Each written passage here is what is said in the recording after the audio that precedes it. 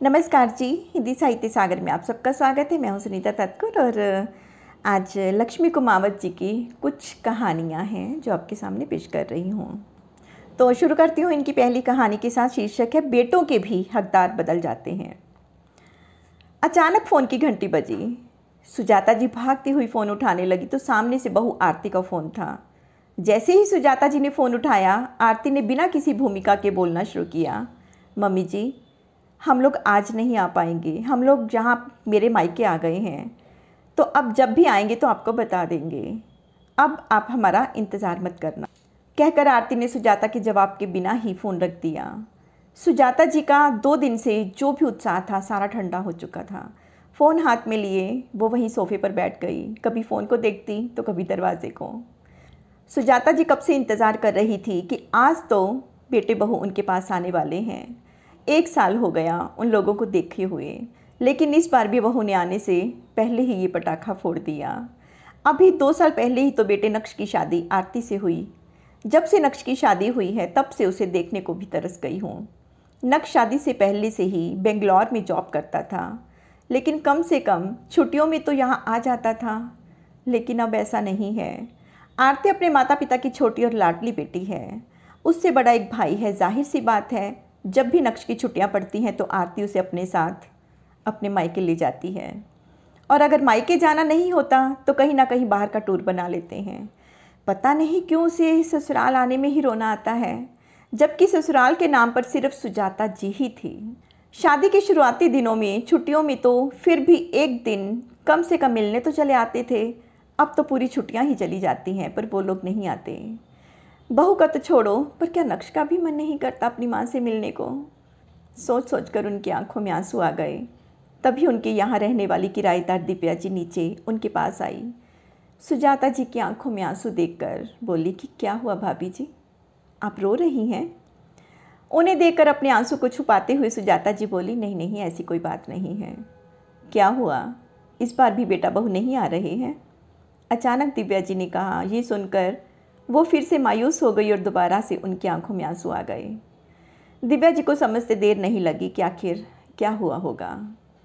दिव्या जी उनके पास बैठती हुई बोली कि भाभी जी, मैं मानती हूँ कि नक्श आपका इकलौता बेटा है और उसकी याद आना आपके लिए लाजमी है, पर एक बात कहूँ, आप उन लोगों से इतनी उम्मीद करना छोड़ दो। थोड़ा अपने लिए भी जीना सीखो। सुजाता जी एकटक दिव्या को देखती रह गई। आप कहना क्या चाहती हैं? क्या मैं अपने बेटे से कोई उम्मीद ना करूं?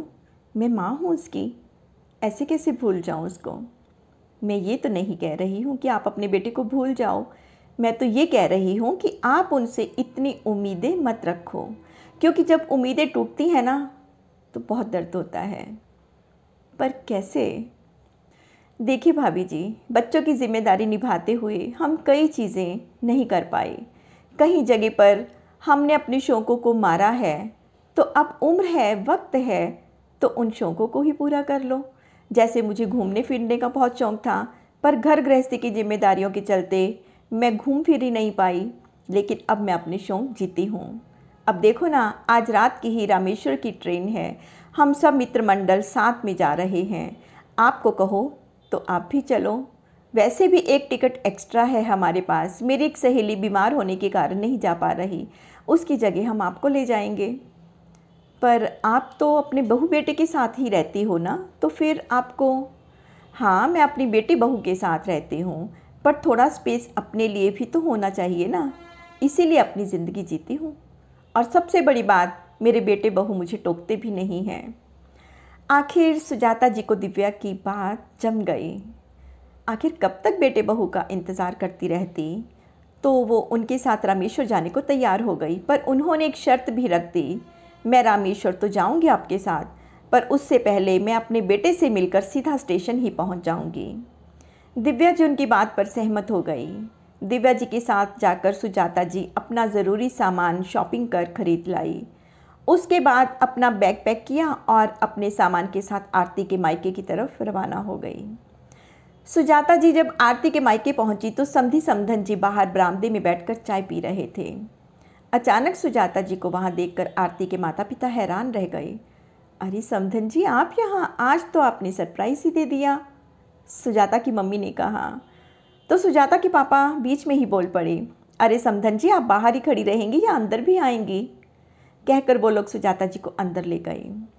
अंदर आई तो हॉल में नक्श, आरती, उसके भैया भाभी सब बैठे हुए थे। अचानक सुजाता को वहाँ देखकर नक्श और आरती दोनों हैरान रह गए। मम्मी, आप यहाँ अचानक कैसे? बस बेटा, तुझसे मिलने की इच्छा हो गई, इसीलिए चली आई। सोचा कि देखाऊं कि तुम ठीक हो या नहीं। मम्मी जी, ये आप क्या कह रहे हैं? अचानक आरती बीच में ही बोल पड़ी, अरे हाँ, वैसे मुझे पूछना नहीं चाहिए था, बहू ने तुम्हें ठीक से ही रखा होगा। सुजाता जी के साथ बैग देखकर नक्श ने कहा, मम्मी आप कहीं जा रही थी क्या, जो इतना बड़ा बैग लेकर आई हो? हाँ बेटा, मैं रामेश्वर जा रही हूँ, आज रात की ट्रेन है मेरी, तो सोचा कि तुमसे मिल भी लूँगी और यहीं से स्टेशन के लिए रवाना हो जाऊँगी, इसीलिए अपना बैग भी यहीं ले आई हूँ, तो बस यहीं से रवाना हो जाऊँगी। सुजाता जी का जवाब सुनकर सब लोग हक्के बक्के रह गए। ऐसे समधन का अचानक अपनी बहू के मायके आना उन लोगों को पच नहीं रहा था। मम्मी जी, आप अचानक, आपने बताया ही नहीं आपके इस प्रोग्राम के बारे में। अब बहू कैसे बताती, तुम तो हमेशा ही ट्रेन में सवार रहती हो। अपनी बात की और फ़ोन काट दिया, मुझे तो बोलने का मौका ही नहीं देती, और नक्श फ़ोन उठाता ही नहीं, इसीलिए सोचा कि डायरेक्ट जाकर सरप्राइज़ दे दूँ। अरे आंटी जी, आपका ही घर है, आइए ना, बैठिए, मैं आपके लिए गर्मा गर्म चाय बना कर लाती हूँ, अचानक से आरती की भाभी ने कहा। उसके कहते ही सुजाता जी वहीं सोफ़े पर बैठ गई। आज अचानक कैसे प्रोग्राम बना लिया आपने आंटी, और किसके साथ जा रही हैं आप? रामेश्वर भैया ने कहा। अब क्या करूं बेटा, मैं अकेली घर पर बोर हो जाती हूं, तो सोचा अब जो उम्र बची है उसमें अपने घूमने फिरने के शौक़ को पूरा कर लूं, इसीलिए घर को किराएदार के भरोसे छोड़कर रामेश्वर का टूर बना लिया। पर नक्श को देखे हुए 1 साल हो गया था, तो सोचा कि नक्श को भी देख लूँगी और फिर वहीं से रवाना हो जाऊँगी। वैसे भी मैं अकेली नहीं जा रही हूँ, बहुत सारे लोग हैं। 1 साल हो गया आपको अपने बेटे को देखे हुए, पर अभी 4 महीने पहले ही तो ये लोग आए थे, तब मिलना नहीं हुआ? समधन जी ने कहा। नहीं, ये लोग मेरे पास तो आए ही नहीं। पर समधन जी, कोई बात नहीं, जैसे बेटियां पराई होती हैं वैसे ही आजकल बेटे भी पराए हो जाते हैं। कौन कहता है कि बेटियों के हकदार बदलते हैं? आजकल तो बेटों के भी हकदार बदल जाते हैं। मुझे इस चीज़ का कोई गिला नहीं है, ये उनकी ज़िंदगी है, उन्हें स्पेस मिलनी चाहिए। अब भगवान ने वक्त दिया है तो सोचा अपने शौक़ पूरे कर लूँ, बस वही शौक़ पूरे करने के लिए निकली हूँ। सुजाता जी ने नक्श की तरफ देखकर कहा तो उसने अपनी नज़रें नीचे कर ली। आरती, ये मैं क्या सुन रहा हूँ, तुम अपने ससुराल गई हुए 1 साल हो गया? अचानक समधी जी ने आरती से पूछा तो वो नज़रें झुकाई खड़ी हो गई। ये तो गलत बात है बेटा, तुम एक माँ को उसके बेटे से मिलने से कैसे रोक सकती हो? तुमसे ऐसा क्या मांग लिया इन्होंने? कम से कम वक्त निकाल कर इनसे मिलने तो जाया करो। समधी जी, इसमें गलती आपकी आरती की तो नहीं, मेरे बेटे की भी है। मैं ये तो नहीं कह रही कि मेरे पास आकर रहो, पर क्या मिलने का भी हक नहीं रखती हूँ मैं? पर अब इन बातों का कोई दुख नहीं है, जाने दीजिए।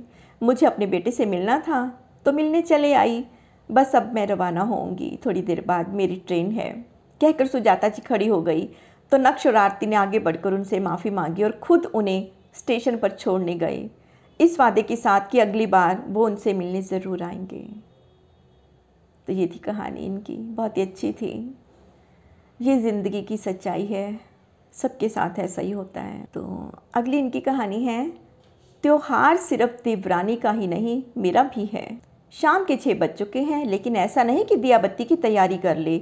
देखो, लोगों के घर के बाहर तो दीपक सजने लगे हैं। हम ही लोग होते हैं जिनके यहाँ हर बार लेट दिए सजाए जाते हैं, और ये सब हमारी इस कामचोर बहू के कारण। जमुना जी सोफे पर बैठी जोर जोर से चिल्लाती हुई बोल रही थी। उन्हें चिल्लाता देखकर उनके पति चमन जी बोल पड़े, अरे चुप करो ना भागवन, क्यों चिल्लाई जा रही हो? लगी तो हुई है बहू काम में, सुबह से एक पल भी चैन से नहीं बैठी है, और तुम हो कि उसे सुनाए जा रही हो। चिल्लाने की जगह तुम ही दिया बाती की तैयारी कर दो, तो कम से कम उसे कुछ मदद तो मिलेगी। क्यों जी, बहू के होते हुए मैं क्यों काम करूं भला? उसे क्या इस घर में बिठाकर पूजा करने के लिए लाए हो, जो उसकी तरफदारी कर रहे हो? अगर मैं ना बोलूं तो इस घर में कोई काम ना हो टाइम पर। जमुना जी चमन जी को 2 बातें सुनाते हुए बोली, तुम जान और तुम्हारी लीला जाने, मुझे तो माफ़ ही करो, पर कम से कम दिवाली के दिन घर में शांति तो रखो। कहकर चमन जी अपनी पत्नी जमुना के आगे हाथ जोड़ दिए और उठकर अपने कमरे से बाहर चले गए। लेकिन जमुना जी ने अपना चिल्लाना बदस्तूर जारी रखा। सूखा सामान बनाने में ही सुबह से शाम लगा दी, कोई काम समय पर नहीं होता, ना हाथ जल्दी जल्दी चलाती है। ये तो शुक्र मनाओ कि मिठाइयाँ बाजार से आ जाती हैं, हमारे जितना काम नहीं करना पड़ता। वो जोर से अपनी बहू मीता को आवाज़ लगाते हुए बोली, अरे ओ बड़ी बहू, कहाँ रह गई? कान में रुई डाल कर रखी है क्या, जो मेरे चिल्लाने की आवाज़ तेरे कानों तक नहीं पहुँचती? इतने में ही मीता अपने पल्लू से हाथों को साफ करती हुई रसोई से बाहर निकल कर आई और जमुना जी से बोली, जी माँ जी कहिए। क्या कहिए, कब से आवाज़ लगा रही हूँ, तुझे सुनाई नहीं दे रहा क्या? सारी दुनिया में दिए जल गए हैं, लेकिन हमारे घर में अभी तक कुछ भी नहीं हुआ। अरे कोई भी तैयारी भी नहीं है। दिया बत्ती की तैयारी करती है माँ जी, आप अब दिए प्रज्वलित कर दो। हर बार का तमाशा है, कभी भी समय पर दिए जलते नहीं। धनतेरस के दिन ये हाल है तो दिवाली पर तो पता नहीं क्या होगा। बड़बड़ाती हुई जमुना जी सोफे पर से उठी और रसोई में जाकर दियों की थाली को पूजा में घर में ले आई। वहाँ दीप प्रज्वलित करके उन्होंने मीता को आवाज़ लगाई, बहू दिए जला दिए हैं, अब जाकर इन्हें जगह जगह रखा और थोड़ा जल्दी जल्दी हाथ चला। अभी तो रात के खाने की तैयारी भी नहीं की होगी, फटाफट से खाना बना ले, तेरे देवर देवरानी भी आते ही होंगे। मीता फटाफट दिए रखने चली गई। अभी दिए अपनी जगह रख ही रही थी, कितने में देवर मोहित देवरानी नेहा दोनों आ गए, जिन्हें देखकर जमुना जी बड़ी खुश हुई। मोहित और नेहा दोनों जाकर जमुना जी के पास ही बैठ गए। इतने में मीता दिए रखकर अंदर आई तो जमुना जी बोली, बड़ी बहू ज़रा इन लोगों के लिए पानी तो ले आ। मीता रसोई में पानी लेने चली गई। ट्रे में दोनों के लिए पानी लेकर बाहर आई तो मोहित ने पूछा, भाभी आज खाने में क्या बनाया है? बहुत ज़ोर की भूख लगी है। बस भैया अभी थोड़ी देर में खाना तैयार कर देती हूँ। हाँ कब से कह रही हूँ इसे कि खाना तो टाइम से बना ले, लेकिन नहीं, हाथ पैर तो हिलते ही नहीं इसके। ऐशो आराम की ज़िंदगी जीने की आदत जो हो गई है। अचानक जमुना जी बीच में ही बोल पड़ी। ये सुनकर नेहा मुस्कुरा दी। उसकी ये मुस्कुराहट किसी तीर की तरह जाकर मीता के सीने पर लगी, पर वो कुछ ना बोली, चुपचाप रसोई में आ गई। भला त्योहार के दिन क्या घर में हंगामा करना। रसोई में आकर उसने खाना बनाना शुरू किया तो जमुना जी बाहर से चिल्लाती हुई बोली, अब खाना बनाने में तो 1 घंटा लगेगा, इनको कम से कम जो सूखा नाश्ता बनाया है वो ही ला कर दे दे, इतनी अकल तो खुद की इस्तेमाल कर लिया कर। मीता को बुरा लग रहा था। हर बात पर जमुना जी उसे नीचा दिखा रही थी, वो भी देवर देवरानी के सामने, जो उम्र में और पद में दोनों में उससे ही छोटे थे। बस बात सिर्फ इतनी थी कि देवर की जॉब बाहर होने के कारण वो लोग सिर्फ 30 त्योहार पर ही यहाँ आते थे। इस कारण जमुना जी के लाडले थे, जबकि बड़े बेटा बहू यहीं उनके पास ही रहते थे। लेकिन बड़ी बहू की तो बिल्कुल भी कदर नहीं थी। जमुना जी की आदत थी कि वो किसी के भी सामने मीता को कुछ भी सुना देती थी। खुद तो कोई काम ना करती और मीता के काम में भी बस कमी निकालती रहती। आज भी बिल्कुल बैठने का मौका नहीं मिला था, ना ही दिन भर में आराम किया था। सुबह घर का काम करने के बाद दोपहर के खाने की तैयारी की और उसके साथ ही सूखा नाश्ता तैयार करना शुरू कर दिया। दिवाली का त्यौहार नज़दीक है, मेहमानों के लिए सूखा नाश्ता भी होना ज़रूरी है। बाज़ार से तो केवल मिठाइयाँ आएंगी। जमुना जी नाश्ते नहीं मंगाने देती, इसीलिए 2 तरह की नमकीन, मठड़ी, नमक पारे सब कुछ घर में ही बने थे। ये तो ससुर जी ने उसके 4 साल के बेटे प्रिंस को संभाल रखा था, वरना और ज़्यादा परेशान हो जाती। आज पूरे दिन भर वो अपने दादाजी के साथ ही जगह जगह घूमा था। दिवाली की अधिकतर सारी तैयारी तो मीता अकेले ही करती है। नेहा तो धनतेरस के दिन आती है और दिवाली के दूसरे दिन रवाना हो जाती है। भाई दूज तो वो अपने मायके में ही मनाती है। उस दौरान सज धज के पूजा पाठ में बैठना, जमुना जी के पास बैठकर बतियाते रहना या मोहित के साथ उसके यार दोस्तों के घर चले जाना, बस यही उसका काम होता था।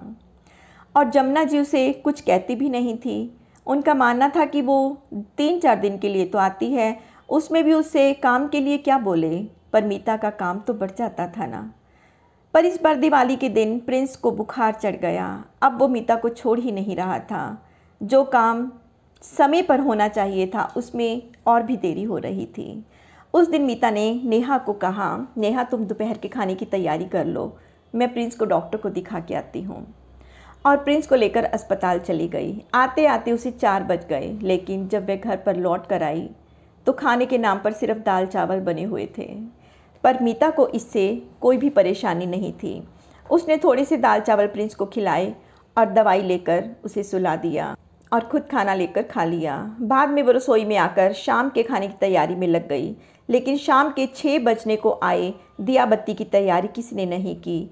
अब तो जमुना जी चिल्ला पड़ी, अरे बड़ी बहू देखो, बाहर सबके घर में दिए प्रज्वलित हो गए हैं, दिया बत्ती की कोई तैयारी है या नहीं।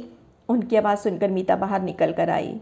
देखा तो जमुना जी और नेहा तैयार होकर बाहर हॉल में आ चुकी थी। मीता ने कहा, माँ जी मैं अभी तैयारी कर देती हूँ। क्या तैयारी कर देती हूँ? कितना धीरे धीरे काम करती है। आज दिवाली का त्यौहार है, बाहर रंगोली तक नहीं सजाई तूने, ऐसे स्वागत करेगी तू माँ लक्ष्मी का? रंगोली?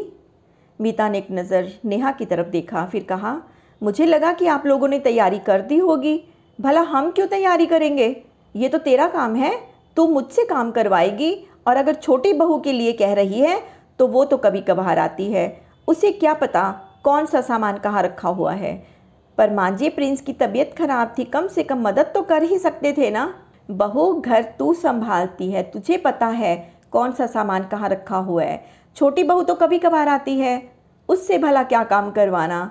और ये जबान लड़ाने से अच्छा है काम कर। पता नहीं कब दिया बत्ती की तैयारी करेगी और कब तैयार होगी। त्योहार के दिन भी समय से कोई काम नहीं करती, काम चोर कहीं की। जमुना जी जो मन में आ रहा था वो सुनाई जा रही थी और नेहा मंद मंद मुस्कुराई जा रही थी। पर आज मीता से बर्दाश्त नहीं हुआ तो वो बोल उठी, माँ जी त्योहार सिर्फ देवरानी का तो नहीं है, त्योहार तो मेरा भी है। पर काम सिर्फ मेरा क्यों?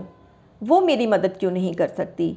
वो भी तो इस घर की बहू है, उसका भी तो इस घर पर दर्जा वही है जो मेरा है। फिर काम की सारी जिम्मेदारी मेरी ही क्यों? और फिर सारी जिम्मेदारी मेरी है तो ये लोग आते क्यों हैं त्योहार पर? मैं तो नहीं बुलाती इन्हें। मीता इतना कुछ बोल गई जिसे सुनकर जमुना जी बुरा मान गई और गुस्से में आकर बोली, बड़ी बहू जबान संभाल कर बात करो। क्या त्योहार के दिन तुम लड़ने को तैयार हो गई हो? दोनों बेटे और चमन जी भी वहीं खड़े थे। जब चमन जी से बर्दाश्त नहीं हुआ तो वो बोले, आखिर बहू गलत तो नहीं कह रही। जब घर में 2 बहुएं हैं तो दोनों मिलकर काम करना चाहिए, एक की ही जिम्मेदारी क्यों? एक बहू तो घर का सारा काम करे और दूसरा मेहमान बनकर आए, ये तो गलत बात है। और अगर ऐसे ही चलना है तो मेहमानों को तो दिवाली पर हमने न्योता नहीं दिया है कि हमारे घर पर आकर हमारा काम बढ़ाओ। अब ये सब अपने अपने घर दिवाली मनाओ। चमन जी के बोलते ही जमुना जी गुस्से से उनकी तरफ देखने लगी और कुछ बोलने को हुई तो चमन जी ने कहा, हाथ हिलाकर उन्हें चुप रहने को कह दिया। अगर बाहर से आए हुए बेटे बहू की इतनी पूछ है तो मैं बड़े बेटे और बहू को भी बाहर जॉब करने की परमिशन दे देता हूँ। इस घर में हम दोनों अकेले ही रह लेंगे। चमन जी की इस बात का जमुना कोई जवाब न दे पाई। बहू ने आज तक जवाब नहीं दिया। आज प्रिंस की तबीयत खराब है तो तुम सबको इसकी मिलकर मदद करनी चाहिए थी। दिवाली पर तुम सबको खुश करने की जिम्मेदारी इसकी अकेली की नहीं है, चमन जी ने कहा। तो उसके बाद दोनों बेटे दिया बत्ती की तैयारी करने चले गए। वहीं नेहा बाहर रंगोली बनाने के लिए, इधर जमुना जी पूजा की तैयारी के लिए चली गई। वहीं बड़ी बहू मीता तैयार होने, जबकि नन्हा प्रिंस अपने दादाजी के साथ खुश था। बहुत अच्छा था। ये हर घर की कहानी है और बिल्कुल सही संदेश है। सबको मिलजुल के काम करना चाहिए घर में। तो यही थी इनकी 2 कहानियाँ आज के लिए। तो धन्यवाद जी।